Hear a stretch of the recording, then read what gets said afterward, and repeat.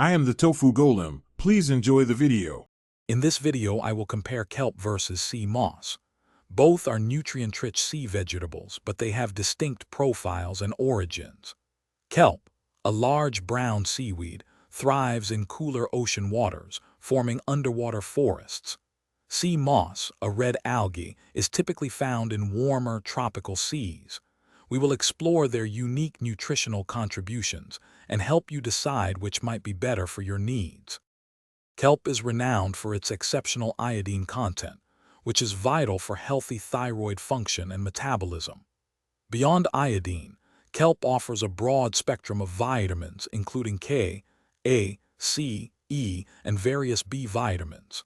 It also supplies important minerals such as magnesium, calcium, and iron, contributing to bone health and energy production.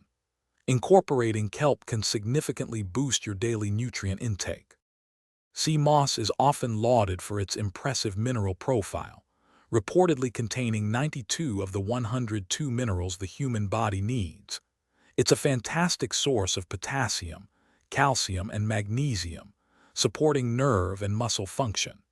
Sea moss also plays a role in boosting immune health and promoting a healthy digestive system, making it a popular choice for overall wellness.